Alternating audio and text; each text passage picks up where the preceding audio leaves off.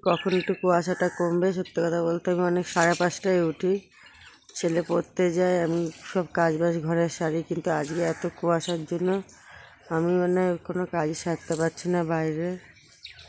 ওইদিকে পালোয়ান দাদা দেখুন দাঁড়িয়ে আছে, দাঁত ব্রাশ করছে না, সোয়েটার পরে না গরম জামা পরে, কিচ্ছু পরে।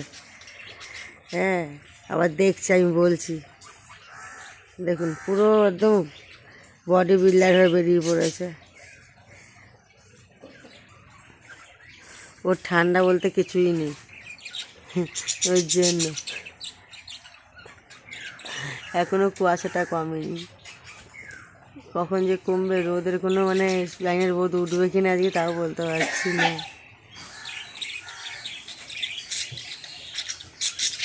আর এদিকে আমাদের পাখিগুলো খুব দুষ্টু করছে, চিল্লাচিল্লি করে যাচ্ছে, ওদের এখন খুলে দেওয়া, এত ঠান্ডার মধ্যে খুলছি না বলে ওরকম করছে। দেখো